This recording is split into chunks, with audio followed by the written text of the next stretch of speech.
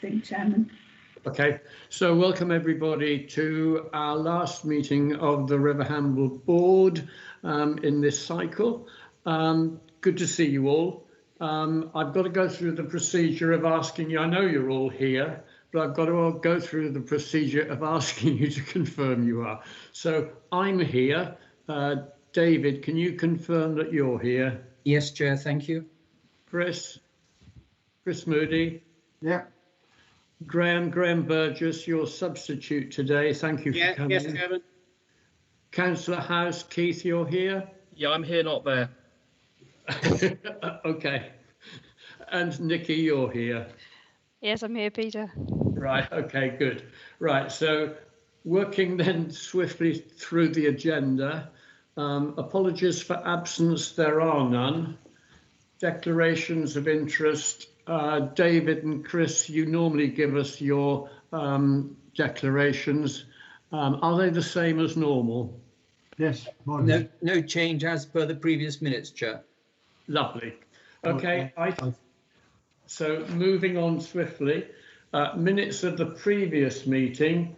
Does anyone have any comments on the minutes? And if you don't, can you, I assume that they are correct? Excellent.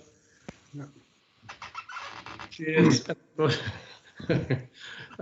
Deputations, there are none. Chairman's announcements, item 5, there are none. So we move swiftly on to draft minutes of the meeting of the River Hamble Harbour Management Committee. If we could just have a quick look at those. They are the decisions which were made by that committee a couple of weeks ago. They are, I suppose, material considerations which we should take into account when we make our decisions. And I'm just looking at item 137, which will be coming up for consideration by ourselves in due course.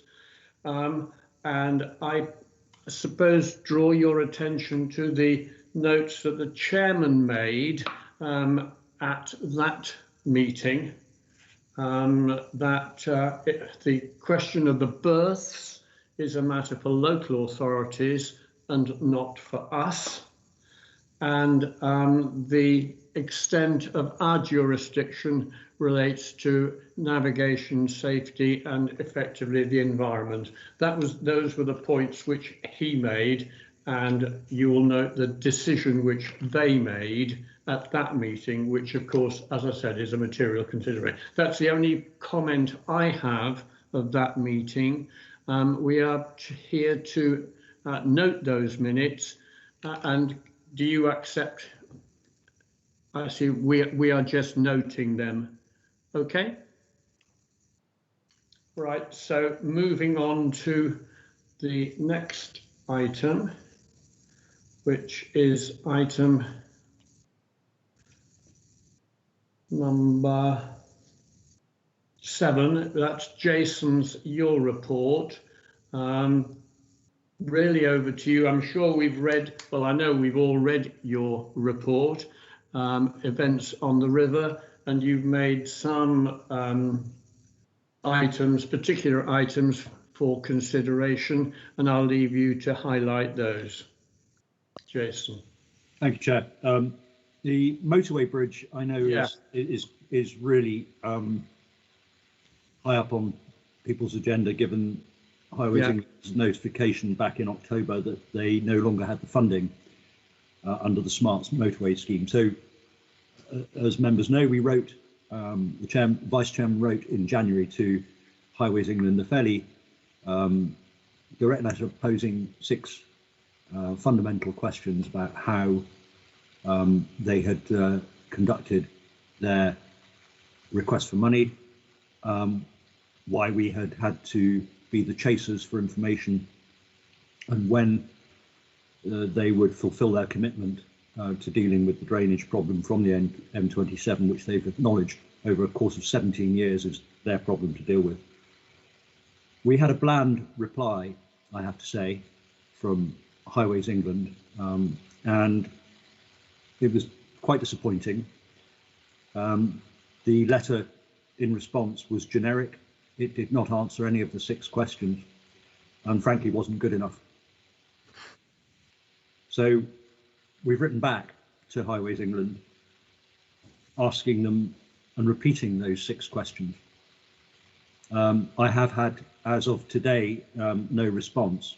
The letter was copied into the 3 riparian members of Parliament, Mr. Holmes, Mrs. Drummond, and Mr. Braverman.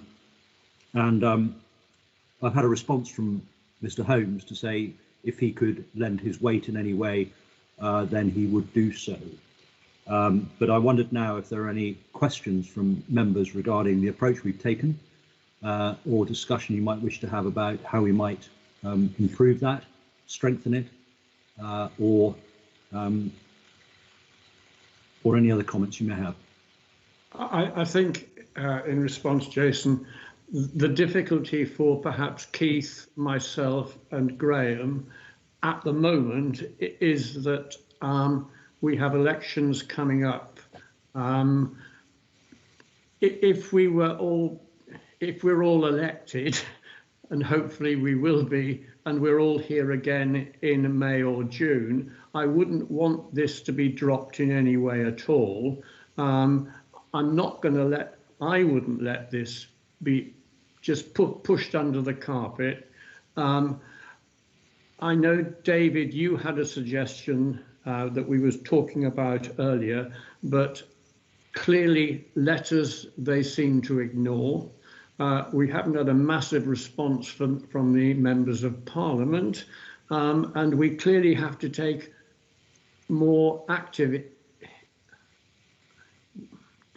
We've got to move more actively against them and harder against them to get some form of response. I don't know. I'll invite David first, and then I was going to say, Keith. Yeah, I'd be interested to hear what you think, which way we should go. David?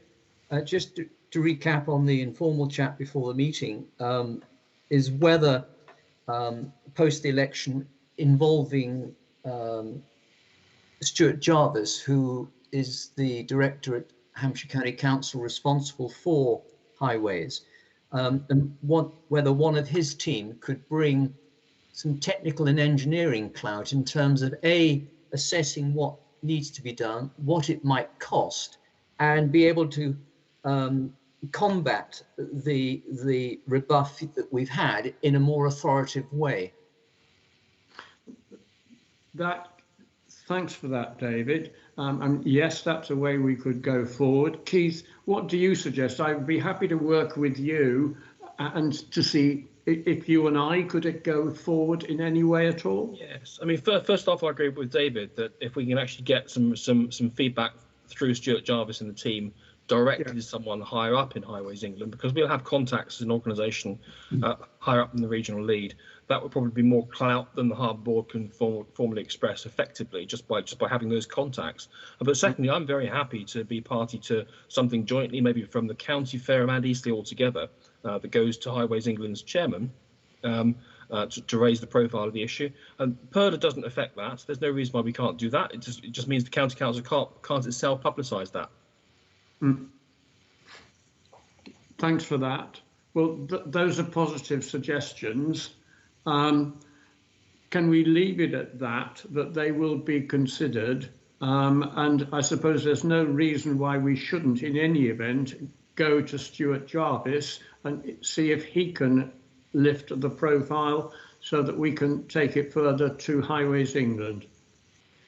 Peter, can I just come back on that? Because I think that, yes, we should do that now. But equally, I don't see any problem at all with something jointly going from you, me and Sean Woodward as the chair of the Harbour board plus the leader of the 2 district councils to the chair of Highways England. It just needs someone to draft it, and I would suggest that really someone in the office rather than either you, me or Sean. Yeah, okay, no, that's fine. That looks as if it's coming back to you then, Jason, to draft Thanks, everybody. On behalf of me, Sean and Keith. To Stuart. Almost ready now. Okay. Are we all happy with that moving forward? Okay, so over to you, back to you, Jason, on the agenda. Thank you. Yes, and the next one is a small, it's partially information and just important to get this recorded. We don't really have a mechanism at the moment for the current circumstances, COVID, for extending Harbour Works consents exceptionally, within the caveats I've given, for where delays have been incurred to projects that are very reasonable and for which we've already granted Harbour Works consent. And therefore I propose the issue at subparagraph 7. The management committee were entirely happy with it. It seems pragmatic, and it does retain for us a degree of control and stipulate, I think, reasonable conditions. Happy to take questions. It seems a logical way forward. I think all committees are, or organisations are doing the same type of thing as a consequence of COVID. Nikki, you've got your hand up. Yeah, thank you, Peter. I just wondered if we got some specific cases that had driven this need, or this was just a proactive measure on your part, Jason. And also, slightly confused by the third bullet point on the fact that there needs to be a known development. I just wondered if that was a necessary bullet in the criteria. Thank you. In answer to your first question, yes, there is a case in point, a reasonable request for an extension regarding the harbour wall up at Swanwick car park. So in answer to the first. The second one is that we, some years ago, placed a 3-year time frame on our consents in order not to allow developers to have an open-ended consent, thereby denying adjacent developers the opportunity to develop reasonably. And so within the, if a developer knows that an adjacent development is coming to an end at the end of 3 years, and in the light of that knowledge, then elects to take advantage of the situation by developing, then it's important that adjacent operators, given we live in such a confined area, have the opportunity to make their own development. Does that make sense? Right. So if we've dealt with any questions on your report, Jason, the recommendation is contained in paragraph 2. Do we all agree that? Oh, David, you got a question on it? I know that shoreside that sometimes developers literally put a stake in the ground to establish that they've started development and then hold on to the land for some extended period. I'm just wondering if that's a concern of Jason that his amendments cover. I think so, yes, because the stipulation we make when we grant Harbour Works consent is that the development is to be complete within 3 years. Yeah. Okay, thank you. Right, so go to the recommendation. Do we all support the recommendation? Agreed. Right, good. So we can then move on to the next item, which is item 8, environmental update. Alison, it's yours. Thank you, Chairman. Afternoon, everybody.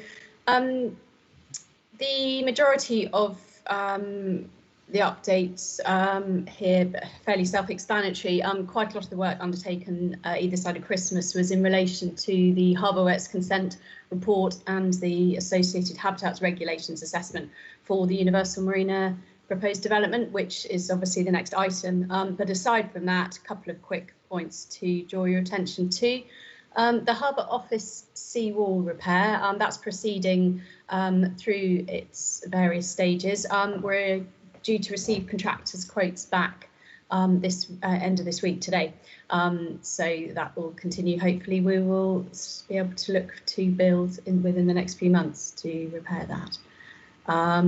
And Item 6 was not something that needs decisions or determination by the board. Just for information, the Secrets of the Solent project, which is the Wildlife Trust's project to effectively create sort of a blue planet effect for the Solent, so get people talking and about the Solent, try and get some enthusiasm and interest in it. They're looking to put up some murals, and our office has been selected as a potential site for that. And they've just employed an artist, and so we're hoping that the community will be engaged more in the selection of the species that may go up. It would only be small, it wouldn't detract from the office, but it seems an ideal position given its locality with the pub, lots of outside drinking, of course, at the moment, seem to be anyway, and the public boardwalk view from the river. So it would be nice to support that as and when that comes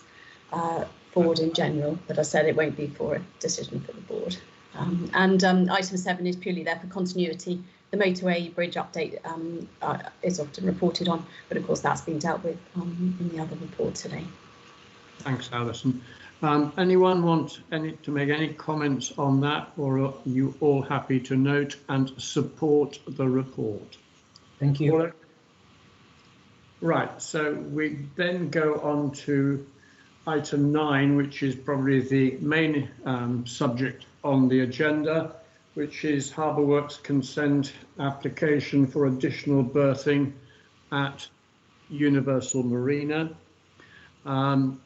There's been a lot of publicity about this item, and I'd remind members of what I drew your attention to in relation to the Management Committee's decision and thinking, and that in terms of our decision making, it must only be on navigation issues, which Jason has addressed or will address, and environmental issues, and that has also been addressed in the report.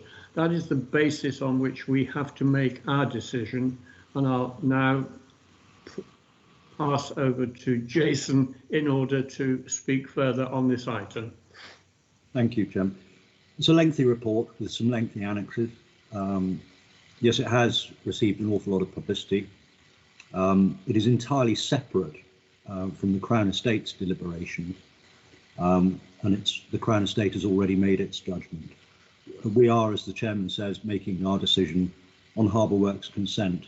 It's not having been withdrawn, and that's entirely up to the developer to decide whether it can be made navigationally safe and risks associated with that reduced to a level that's as low as reasonably practicable, and also environmentally compliant. Alison, over the course of the winter, the intervening period, has, as she advertised, conducted a full habitats regulations assessment to the satisfaction of Natural England. We can therefore be confident that it can be made compliant with environmental legislation. From a navigational perspective, to paint a picture, that stretch of the river is unusually straight, adjacent to the marina. As things stand at the moment, there are 4 options for river users to navigate. First is the access channel in between the J run of pontoons outside Universal Marina and the marina itself. The next one is the main channel. The next option is the run between the L pontoons and the M pontoons. And for situational awareness, the L pontoons mark the northernmost side of the main channel at that point. Further to the north of the L run, for the lower southwestern section, are the M pontoons, which are probably around about 10 yards to the north of the L run. And then to the north of the M run, you have an area of water at low water and high water, larger obviously at high water, between the M run and Linksgrove and Hackett's marshes. So as things stand, there are 4 parallel channels, 4 parallel options for people, including small craft, to navigate through. So it's quite a rich set of options for people to navigate down. At either end of that particular straight section are two curves. And at the northernmost end, at Swanwick Bend, it's quite a large sweeping bend. There are a large number of large motorcraft, which of course come out of Premier Marina, and also craft from the yards to the north of that on the river, and a good deal of paddleboarding activity. We have, as part of our risk assessment for paddleboards and small craft, provided exceptionally different signage to guide them, produced an additional visitors guide. The crossing point at that point of the river is quite advantageous, in as much as if you cross the river there, it is very possible to look right all the way up to Elephant Boatyard, and then all the way down the strait to as far as Mercury. So it offers ample visibility for small craft in deciding whether to cross or not. At the other end of the strait element is the Crabneck Bend, which offers similar visibility. That's to say, all the way up to Swanwick Car Park if you look left, and if you look right, all the way down to the Chinese Bridge. So it cannot safely be argued that forcing people into the main channel will be achieved by this development. There are still two other very safe options to the north of the L Run. There are very good crossing opportunities for vessels at either end. So my recommendation is that the risks associated from a navigational perspective can be reduced to levels that are as low as reasonably practicable. So we've met the threshold, in my view, for navigational safety. We've met the threshold for environmental legislation, the only 2 points upon which I can make a recommendation to the Harbour Board. And my recommendation, therefore, is that we grant Harbour Works consent for the application. Subject to the conditions which I think were suggested by the Natural England, I think. It was Natural England, yeah. So they put those, so your recommendation is consent subject to the conditions as set out by Natural England regarding the piling, I think. That's right. Yeah. Does anyone wish to come in further on that item? David? Nikki? Right. You got your first in, Nikki. I wasn't sure.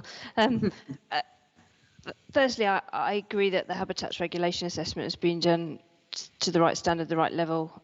It is regulatory compliant. I think it's worth minuting, and it was minuted in the committee, the Harbour committee, that it doesn't have any environmental net gain. It has no benefit to the environment. It is we're looking at it as a scheme that has an effect on the environment, but not an adverse effect on the protected site. So from a harbour's perspective, yes, it's compliant, but it would have been nice to see something which had some environmental benefits alongside as a project. But that's purely a comment from me. I had a quick question, Jason, on the navigation of small craft.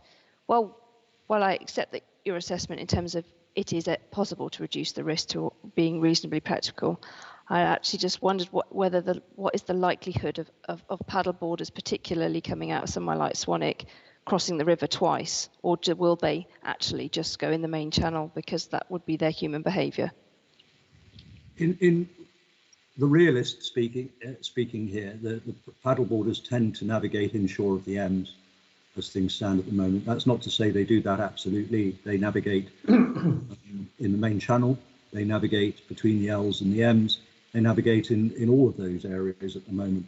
But the majority of them navigate to the north of the river because they simply don't like the wash that's created by the passage of vessels through the main channel. So it is simply more comfortable, and self-evidently more comfortable when you're shielded by pontoons. There's the added advantage that that area of the river is particularly beautiful, and there is a good deal to see inshore of the Ems. So the paddleboarders are guided. We chose to use road crossing terminology when we created our signage there.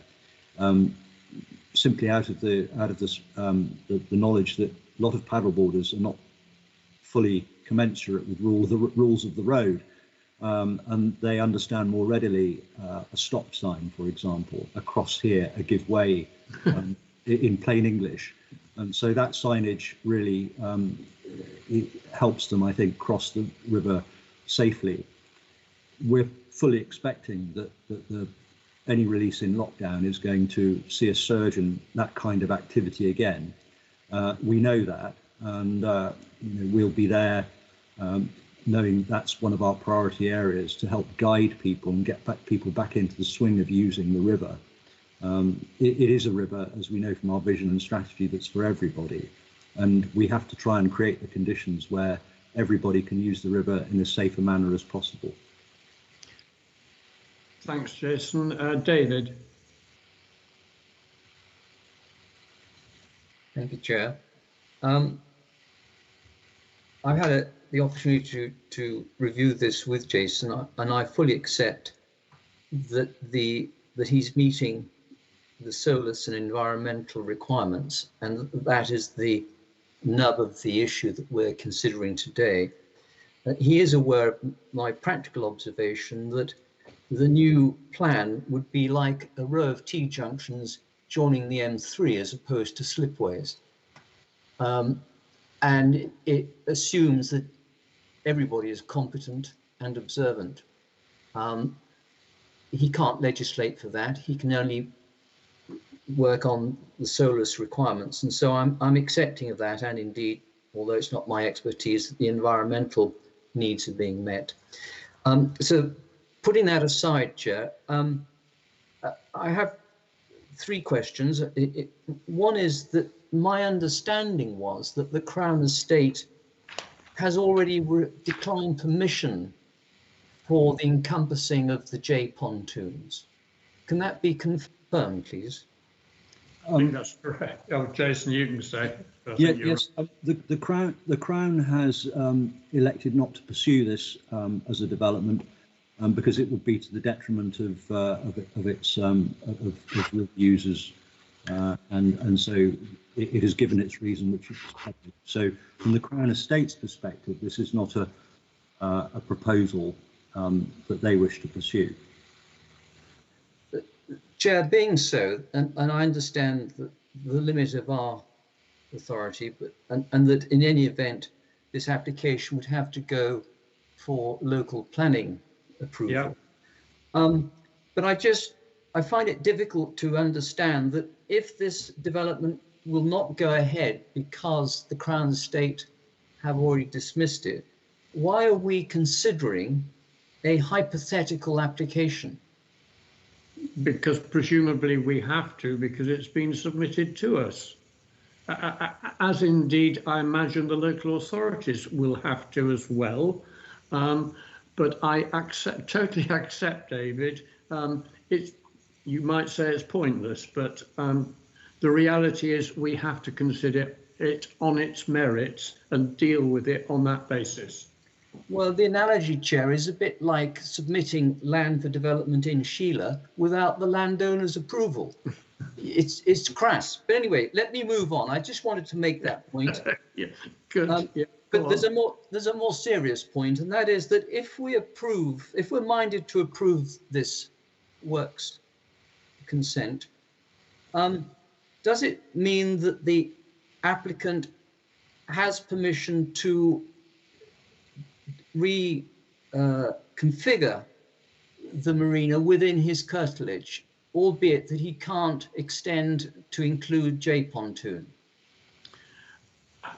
Well, I'll leave Jason to answer that. I mean, my guess is perhaps yes, subject to Harbour Works consent, a new application. But Jason, perhaps you can illuminate on that. Absolutely right. I mean, we'll take any application for any work and consider it again on its merits. For the Crown Estate's perspective, for whom I act formally under the terms of a contract, that is to say our management agreement, the Crown Estate will consider any plan that the marina puts before it within its curtilage, and has informed the developer that that is so. The developer has the opportunity to engage with the Crown Estate, of course it does, and come up with proposals that will then be considered. So within its curtilage, the Crown and ourselves are at liberty to discuss with the marina anything it wants to put before us. But as we stand, the only one we're considering is the one we see before us today. Sorry, to be clear, Chair, the current application includes the reconfiguration of most of the berths and finger pontoons. Even though the application can't extend the curtilage, are we saying that if we're minded to consent, that provides approval to reconfigure within the existing curtilage without having to apply for new consent?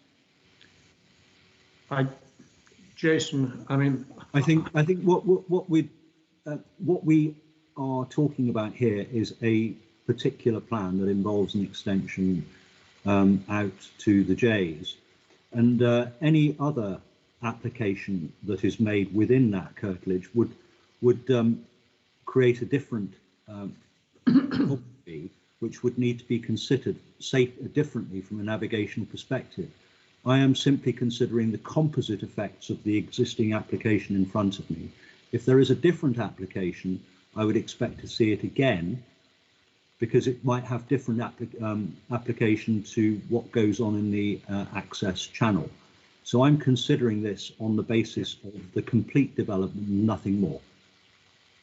Jason, David, can we proceed on that basis? No, Chair.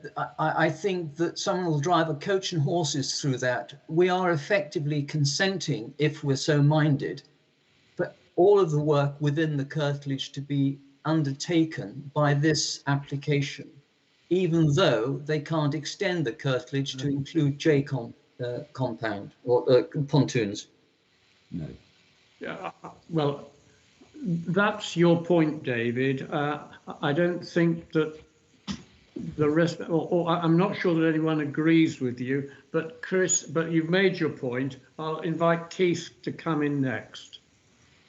Well, thanks very much, Peter. I was going to start by attempting a different way of answering David's first question, which is why are we considering this application? Clearly, applicants have to go through a range of regulatory processes to get permission to do things, and they do them in the order they choose to do them. Even when sometimes one of those regulators decides that they don't like it, or indeed the landowner says they're not particularly enthusiastic. It's a bit like, David, if I were to apply for planning permission to knock down your house and build a block of flats, I could do that, and I might hope that if I got planning permission to do that, you might then think, gosh, I could make some money out of this, I'll do it, even though you'd originally said, no, I don't want to. So that's often the way these things are attacked by applicants for things. If they have a number of processes to jump through, and they have decided to stick with the application through us at the moment, presumably because they hope somewhere down the line they can persuade the Crown Estates and they can persuade Fareham Borough Council. Whether they can or not is, of course, entirely in the lap of the gods. But we are asked to do our bit, and hence we have this in front of us here. I'm going to be very boring on this one and stick with my normal position, which is that I believe that this reduces the capacity of the river to actually accommodate river users. And as such, I don't think it meets the wider needs of the river, and I can't support it. Okay. Chris? You're muted. You're muted, Chris. Beg your pardon, Chair. Just a final question, if I may. Can I ask Jason whether he is aware of any other developments or able to inform us as to any other plans this developer may have? I'm not able to discuss any other plans that the developer may have put before me. Are you able to say why, Jason? Is the freedom of information preclude you from making anything known to us? There is no plan that is currently under discussion. Okay. Chris, you wish to come in, and then I'll bring you back in, Keith. All right. Yes. I think we have to be very careful here, and not get sidetracked away from the two main issues, which is safety navigation and the Environmental. Yeah. We can talk all night whether we approve the scheme or not, but basically, under our powers, we can only decide on these points. Yeah. Sending red herrings out discussing other matters like the Crown Estate has nothing to do with our decision. And all I would say is that we should be very careful when voting for this, whether we do or we don't, because I'm pretty sure that if we turn it down, it will be appealed, which will be very expensive. Thank you, Chris. I'll go back to you now, Keith. Thanks, Peter. I was just going to defend Jason really, and the question that was raised by David, which is that it's unfortunate the way the system works. We simply have to determine what's in front of us, and the applicant might have loads of discussions. It seems they're not, but the applicant might be having loads of discussions with the harbour master, or with the planning authority, or the Crown Estates, or with anyone else about all sorts of things that they might do in the future. That's not a material issue for us to be able to take into account when we determine this. In that sense, it's a bit like a planning proposal. That may feel wrong, but that is the way the system works. And if the applicant were to have confidential pre-application discussions with Jason about anything, the integrity of the privacy of that is something which has to be held onto by Jason. Again, regardless of what our views might be on the individual application or the individual applicant. Thank you, Keith. Nikki. It's a question, really, just so I'm clear on this.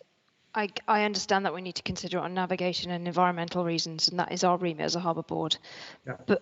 But the point that Keith has just raised on the wider river users and our vision and our mission for the river and our broader remit as a harbour, how is that taken into account here? Because actually it does reduce the capacity of the river for other people. It does affect small craft use on that one side of the river, and it doesn't actually benefit the river beyond the applicant as far as I can see it. So I just want to be clear on how we consider that broader remit that we have as a harbour board alongside these two specific points. Well, it may reduce the amount of access on the river, but the issue is safety of the river, and it will not reduce the safety of the river. And I think that's the main point. But we're a harbour board, we're a conservancy, we're broader than just navigation or safety and environment. We do have a remit for the river, for all river users. So I just want to be clear on how that fits in here. Right.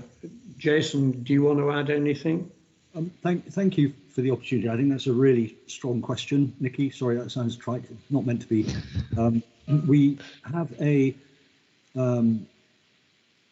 two strategic papers that we together collectively as the board construct.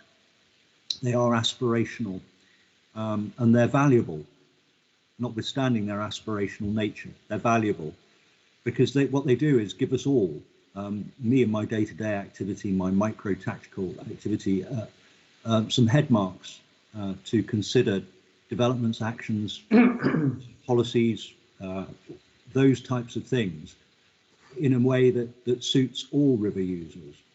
I have been approached by quite a number of writers, telephone callers, to say, why can't we ban paddle boarders? Now, we can't ban paddle boarders because the vision paper and the strategy says the river is for everybody.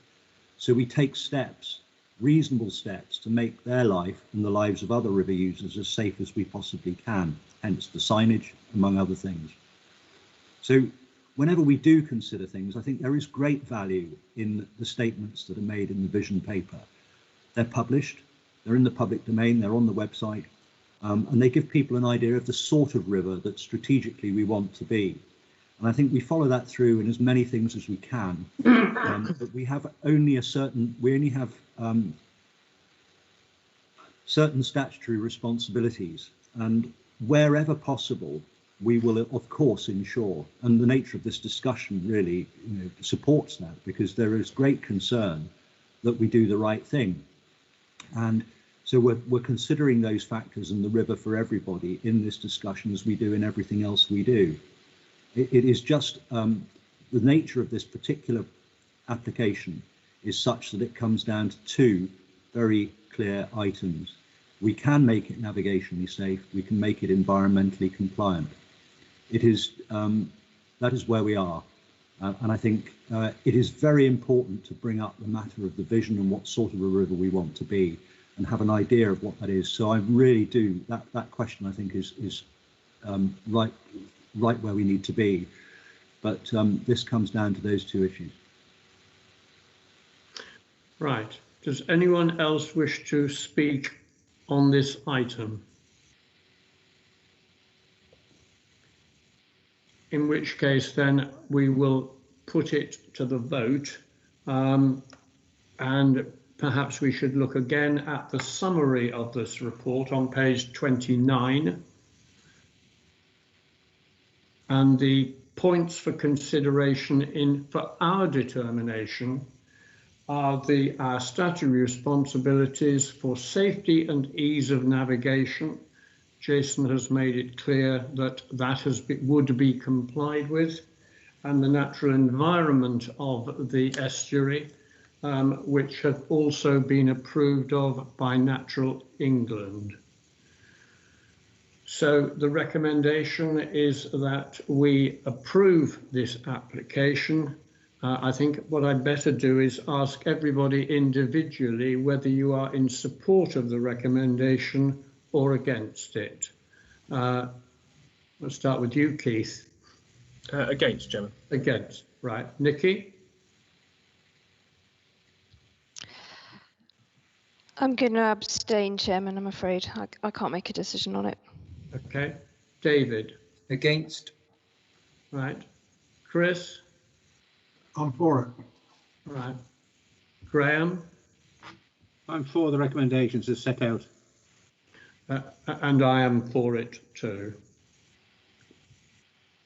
Because I think that takes it. There are 3 in favour, 2 against and 1 abstention. That's correct, Chairman. So the recommendations are carried.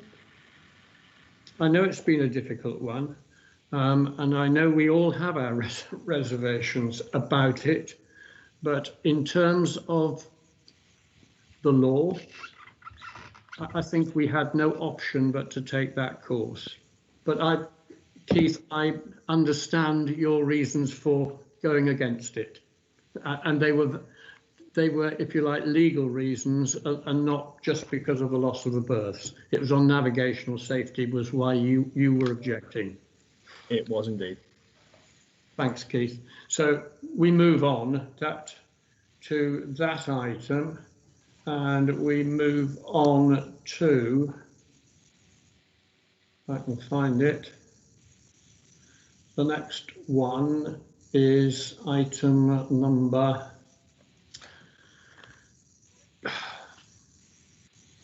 Item 10, Chairman. Got it, yeah. Item 10. Okay, the assets register.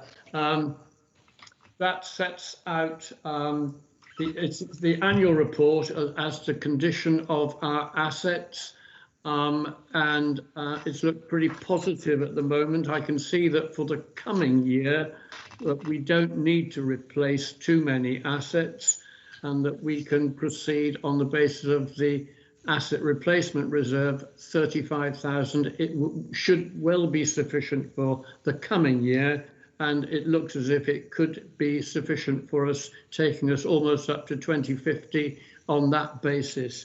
And Jason, what else do you wish to say on this item? Not really. We recall that this comes up at this time of year in our battle river, and it will be one of the important documents alongside our annual accounts in deciding what we do with harbour dues later in the year. This year so far is looking as if the steps we've taken in previous years have been prudent. The investment that we make incrementally in repairing our assets is doing us serving us well at the moment, and a lot of the work is able to be done in-house. The minor work, we need to bring specialists in for particular pieces of activity. But to my mind, it confirms that the contribution of £35,000 is about right. It's hugely aspirational to look out to 2050, particularly in the current climate. We simply don't know the value of raw materials and how they're going to develop over time. And it's something we keep an eye on at annual intervals, and I think that that interval of 1 year is about right. It falls at a good time of the year, just shortly before the annual accounts, so that we're in a good position in the summer to decide what we need to for next year. Thanks, Jason. Any other comments on this report? Happy to know, Chairman. Okay, so we're all happy to accept the recommendation. Yes, thank you. Well, that's good. So I think we move on to item number 11, the annual business plan, not one of my best subjects, which we've all had and we've all seen. And anyone have any additions which they would wish to make or wish to amend? No, thank you, Chairman. No, quite content. It's good that it's there. Nikki? I just got one point on the last, on 26 on the end. I think as a Harbour Board, we've probably got a slightly broader duty to look at inclusivity. Our demographic is probably massively skewed against what is in the surrounding environment, and I would just like us to amend that wording to have some inclusivity, and for us to look at how we could potentially do more to be more inclusive as a harbour. So that was item paragraph 26. Where it says equalities and accessibility, Peter. If I may, Chair. Yeah. I think that's really important. Actually, Nikki, it brings me back to the opposite point you made in the last article about strategic planning and the vision paper.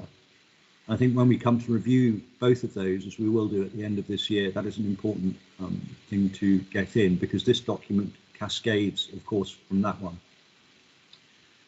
I know Hampshire County Council at the moment, of which we're part, is conducting a very big piece of work on equality and diversity that calls upon each business enterprise within Hampshire County Council to do the very most it can to enhance accessibility, recognise diversity, recognise inequality. And so we have a number of mandates there, strong mandates against which to act. And I will strengthen that to make sure that that includes those policy statements, and we will do what we can in any way we can to make sure as many people as possible have access to our river. Great. Thanks, Jason. Okay then, that settles that one then. So finally we can move to our forward plan for future meetings. Item 12, not a lot the members can say about that. We don't know whether we're going to be here, but anyway, do we all note that report? Yes, thank you. Right. Noted. Noted. So we achieved what you wanted, Graham. Yes, I can now go for my extraordinary housing board. Yes. So that concludes this meeting. Thanks to everybody for attending. David, are you thinking